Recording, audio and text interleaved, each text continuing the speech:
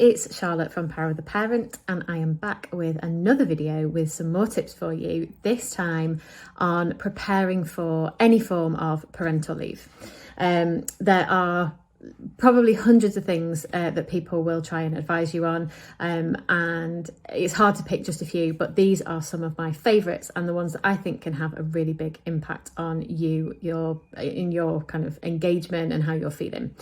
So the first thing to consider is communication goals. So how do you want to contract with your line manager or somebody within your team about how you're going to be communicated to while you are away from the business? One of the things that I find really helpful is to do some sort of like comms grid, which might sound like very clinical, but it works for some people. And that would be to have a look at like, what do you want communicating? Who's going to be doing that and in what method? So is it like email, phone calls, text messages, that sort of stuff, because boundaries around that is really important. There are lots of different things that you might need to be kept abreast of while you are away from the business. There might be some things that you really do want to hear about and others that you just would rather find out when you got back. So it's being really clear about what it is and making sure that you have a very specific conversation with whoever is going to be responsible for that. The second thing to do is have a bit of a reflection on your strengths and the things that you have really loved doing. I love talking about strengths and have like so much to say about it. But the reason that I ask people to think about and reflect on that before they finish for parental leave is because it can be a really good way to leave a bit of a legacy, to say, this is what I am really interested in doing. This is when I'm at my best, where I add most value, all of those kinds of phrases. So that if there are any talent conversations while you are away from the business, or roles come up, things like that, that you might want to be considered for, you're really fresh in people's minds about what it is that you are really interested in. And it's a bit of a confidence boost for you as well, because you're going to leave a business that's probably defined a lot of your identity, and that's about to change. So, which is completely normal to feel like that, whatever normal is. But I would definitely do a little bit of a check-in. The other question to ask yourself is, what do you want to achieve before you go, so that you can set some really clear expectations both with yourself and with anybody else around you. So this isn't about giving yourself this like exhaustive list of I must do this, this and this, because lots of things change.